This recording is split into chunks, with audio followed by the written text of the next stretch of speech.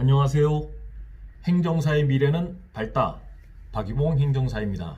오늘은 제가 최근에 LH 직원들 관련해서 토지 매입하고 토지 보상하는 부분 때문에 사회적 이슈가 많이 되고 있는데, 제가 오늘 토지 보상, 토지 수용 관련해서 전반적인 내용을 좀 말씀을 드리고, 특히 내가 가지고 있는 토지를 정말 이 보상 금액이 합리적인지 합당한 보상인지를 궁금해 하시는 분들이 많이 있을 거예요. 그리고 내가 과연 이 토지를 추진하는 이런 재개발 사업에 내가 그냥 그대로 1차 수용 재결 단계에서 합의를 하고 보상금을 받고 끝내야 될 건지, 아니면 수용 재결, 이의 재결 또는 소송까지 이루어지는 이러한 3단계에 걸쳐서 내가 전문가에게 의뢰를 하고 보상을 맡겨야 될 건지, 이 부분이 가장 궁금할 거예요. 그래서 제가 오늘 딱 키워드 말씀드리겠습니다.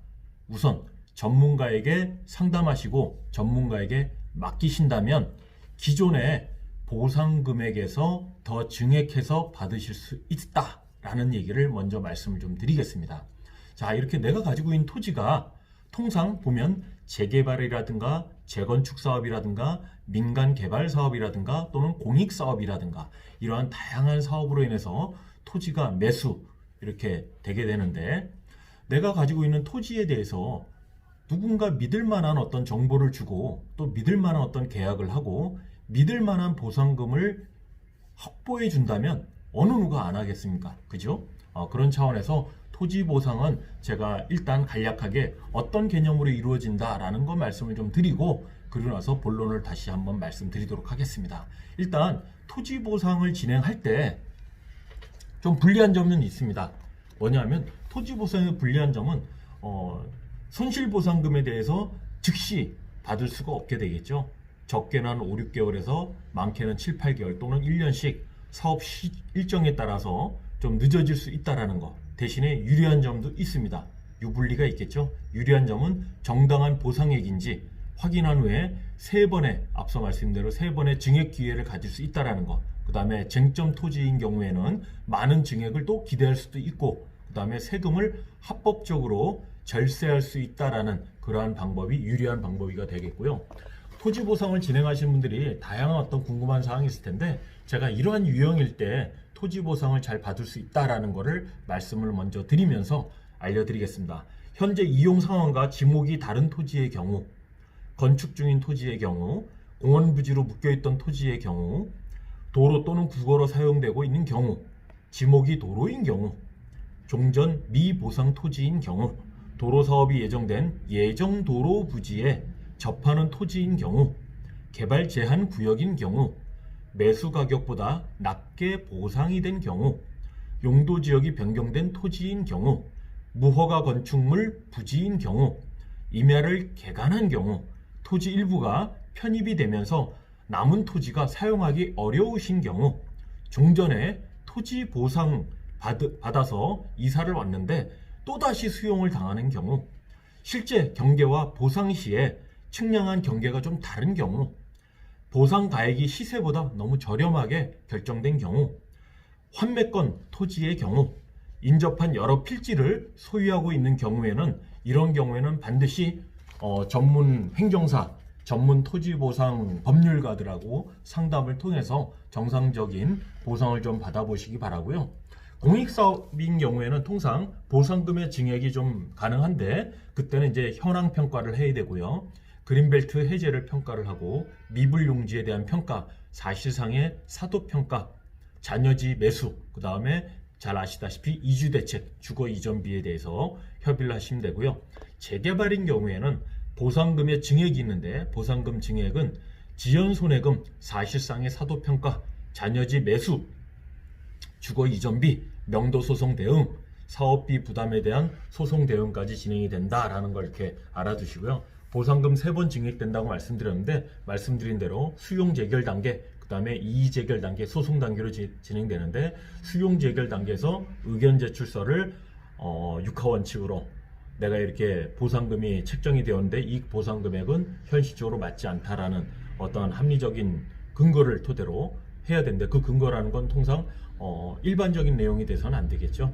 내 토지 주변을 끼고 있는 여러 사람의 어떤 토지에 대한 평가 금액, 그 다음에 주변에 있는 토지 보상에 대한 그런 평가 금액이 어느 정도 비율이 올라갔는지, 그 다음에 실제 내 토지에 대해서 감정 평가를 내가 개인적으로 평가를 받을 건지 아니면 공적으로 평가를 받을 건지 해서 개인적인 평가를 미리 받아가지고 그렇게 해서 어떤 보상금에 대한 협의점을 낼 수 있는 의견 제출서를 잘 작성을 하셔야겠고요. 그 다음에 이의 제결 단계에서 이의 신청서를 통해 가지고 또 보상금을 받아야 되고요. 그 다음에 소송 단계를 거쳐서 또 소송을 증액을 하실 수가 있는데, 여기서 제일 키워드가 뭐냐면 의견 제출을 할 때도 마찬가지로 수용 제결 단계에서 보상금을 받으면서 이의 유보를 할 수 있습니다. 그래서 이의 유보를 반드시 의견 제출서 이의 신청을 할 때 기재를 하셔가지고 보상금을 받으면서 또 계속 보상금 협의를 진행을 하셔야 된다는 게 오늘 말씀드릴 수 있는 키워드가 되겠습니다. 그리고요, 제가 이렇게 보면 토지 보상 관련해서 이 재개발 사업 같은 경우에 통상 요즘에 정비 사업들 많이 진행을 하고 있는데, 조합의 어떤 설립 추진이 진행이 되잖아요. 그렇게 해서 사업 인가가 떨어지고 진행할 때 조합 설립에 따라서 이제 보상금에 대해서 열람 공개를 합니다. 그 열람 공개하시면서 이의 신청 의견 제출한다고 그랬죠. 그때 반드시 이의 유보를 하셔야 되고, 내가 이때는 현금 청산을 할 것인지 아니면 분양권을 받을 건지 그 부분에 대한 어떤 결정, 그것도 상당히 또 중요하다는 말씀을 좀 한번 드리겠습니다. 그리고 토지 수용에 대한 어떤 절차 부분인데, 앞서 말씀드린 대로 토지 수용에서는 먼저 수용 재결 단계를 진행한다고 그랬죠. 그래서 사업 시행자가 관할 토지수용위원회에 신청을 하게 되고 수용 재결을 열람 공고하고 보상금에 대한 최초 이의 신청을 하게 됩니다. 그래서 사무소에 제출하시고 수용 재결에서 감정 평가를 받는데, 관할 토지수용회가 지정한 2명이 있습니다. 하지만 내가 아까 말씀대로 사적인 감정 평가를 통해 가지고 실질적인 평가 금액을 더 올릴 수 있다라고 말씀드렸습니다. 그래서 수용 재결에서 1차 증액을 하고 이때 이의 유보를 반드시 기재를 해야 된다라고 말씀드렸고요. 그 다음에 이의 신청 단계, 이의 신청에서 이의 신청서를 작성을 하셔야 되고, 이때 또 마찬가지 이의 유보를 명시하셔 가지고 보상금을 증액하셔야 된다라는 거. 그 다음에 행정 소송을 진행을 하셔 가지고 3차 증액을 한다고 그랬는데, 이게 기간이 보면 수용 재결에서 통상 한 4개월에서 길게는 8개월, 그 다음에 이의 재결 단계에서 6개월에서 많게는 한 8개월 정도 소요가 되고요. 그 다음에 소송 단계에서는 적어도 6개월에서 한 1년 정도 기간이 길어진다라는 거, 그 부분만 좀 아시고 진행을 하시면 될 것 같고요. 내가 많은 어떤 토지 수용에 대한 정보, 토지 보상에 대한 정보를 알아가지고 직접 한다면 좋겠지만, 주변에 있는 어떤 전문 행정사라든가 또는 토지 보상을 잘 하고 있는 법무법인을 통해 가지고 적극적인 상담도 한번 받아보시고, 내가 정말 내가 가지고 있는 토지가 합리적인 이 보상 금액을 어느 정도 끌어낼 수 있는지 그걸 또 한 상담을 통해서 알아보셔야 되는데, 제가 이렇게 경험적으로 알아보니까요, 통상 각 단계별로 확답은 아닙니다.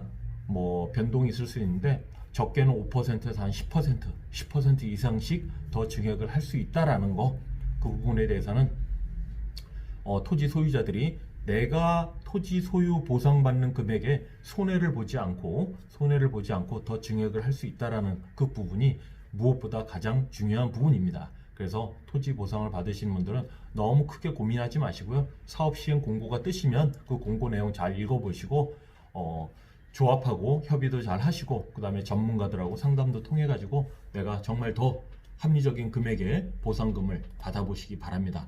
오늘 제가 토지 보상에 대한 어떤 전략적인 부분을 간략히 말씀드렸는데, 결론은 그겁니다.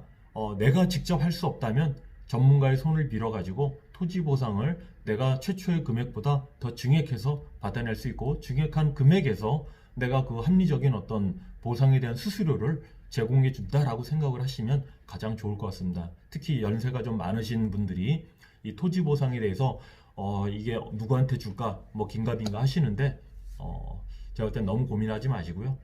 이 사람이 전문가인 것 같다, 이 사람이 좀 많이 알고 있는 것 같다 라고 하시면 그분한테 상담하시고 의뢰하셔도 전혀 손해 없이 진행하실 수 있다라는 거, 그거 반드시 알려드리겠습니다. 오늘 토지 보상에 대한 전략적인 내용, 그 다음에 절차 진행 이렇게 말씀을 드렸는데 이해가 좀 되셨으면 좋겠고요. 큰 도움이 되셨으면 좋아요 한번 눌러주시기 바랍니다. 감사합니다. 좋은 하루 되십시오.